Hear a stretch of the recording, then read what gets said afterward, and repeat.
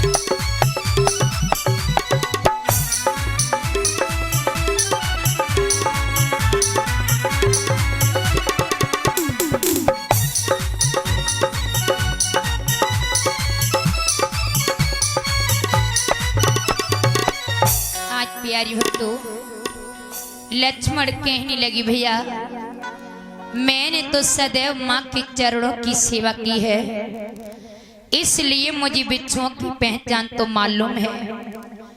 मैंने कभी पलक उठाकर भाभी माँ की चेहरे को नहीं देखा, तो भला मुझे कुंडल की क्या पहचान होगी। तो आज लक्ष्मण कहने लगी, भैया जब भी हमारी जान की मैया नहीं है फिर ये कौन है। तो राम ने कहा कि लक्ष्मण ये शिव की भारिया सती हैं और इन्होंने मेरी परीक्षा लेने के लिए तुम्हारी भाभी माँ का रूप बनाया है। लक्ष्मण कहने लगी, भैया इनकी इतनी हिम्मत तो तुम भी इन्हें फिर दिखा दो राम क्या है।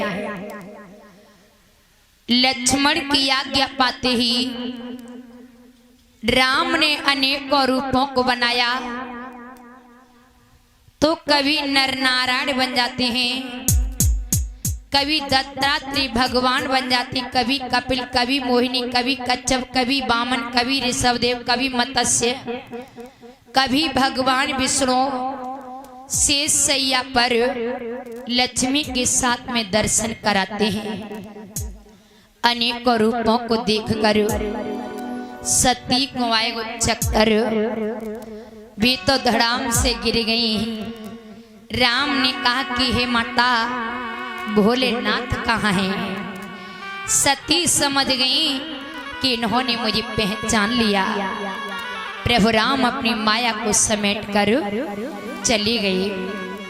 धीरे धीरे सती मैया को जब होश आयो, सती मैया उठ के भोले बाबा के पास आई। बाबा चलो चलो बाबा कैलाश पर्वत पर चलते हैं। भोली भगवान बोली सती परीक्षा ले आई। सती बोली बाबा कि कछु न परीक्षा लीनी गोसाई, कि कछु न परीक्षा लीनी गोसाई, कीनी प्रणाम तुम्हारे नहीं। बाबा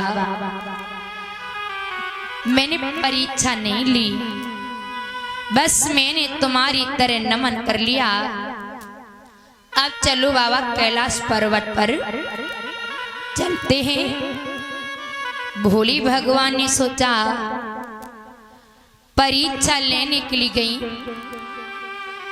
और कह रही है कि मैंने परीक्षा नहीं ली, तो हम तो देख लें इन्हें परीक्षा लेकर नमन कियो। बाबा ने कहा सती बैठ जाओ, आराम कर लो। बैठ गई, आराम करने लगी। बाबा ने आंखों को बंद किया, देखने लगी। सती जाए रही, सीता को भेष बनाए रही। लक्ष्मण ने नहीं पहचाना तो राम ने बताया। फिर लक्ष्मण को क्रोध आया, तब राम ने रूपों को दिखाया। फिर सती को चक्कर आया, फिर जे धड़ाम से गिरी, तब जे उठ के आई हैं। भोले भगवान मुस्कुराने लगी। सती की देखो और कैसी बैठी बैठी मुस्कुरा रही। चलो ना कैलाश पर्वत पे चल रहे। बाबा ने अपनी आंखें खोली और दोनों हाथ बढ़ाए सती के पांव छूने के लिए। सती की न्याय शर्म मनाए लग रही, मैं तुम्हारी पत्नी और फिर वो मेरे पांव छुए ले रही। भोली भगवान ने कहा अब किस बात की शर्म। सती ऐसी चल चंद कली पर का परिवर्त विधान रचाऊंगा, और रहना है जब तक, अरे रहना है जब तक सती भेष माता का भाव निभाऊंगा।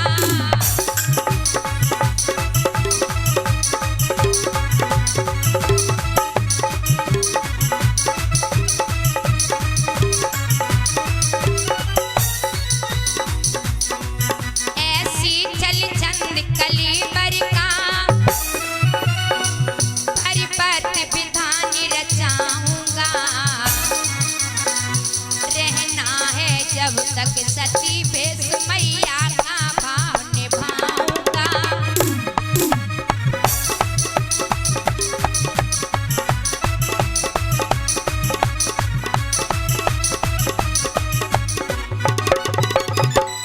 आज भोली भगवान ने सती के पैर छुए और सती बोली बाबा तुम मेरे पाँव काय को छू रहे हो, हम तो तुम्हारी पत्नी हैं। तो भोली भगवान ने कहा हे सती, अब तक तो तुम मेरी पत्नी थी, लेकिन आज तुमने मेरी सीता माता का रूप बनाया है और सीता मेरी माँ है, तो तुमने मेरी मैया का रूप बना लिया। तो आज से तुम मेरी पत्नी नहीं रही, अब आज से तुम मेरी माँ बन गई हो। अब हम तुम्हें पत्नी रूप में कभी नहीं देखेंगे, अपनी माँ समझकर रोज सुबह उठकर तुम्हारे पैर छुआ करेंगे। अब सती मैया रो लगी, हे भगवान जू का हुई हो, अब हम इनकी पत्नी नहीं रहे, अब हम इनकी अम्मा बन गए। सती मैया रोने लगी। अब सती मैया को यही बात तो यज कुंड पर याद आ गई।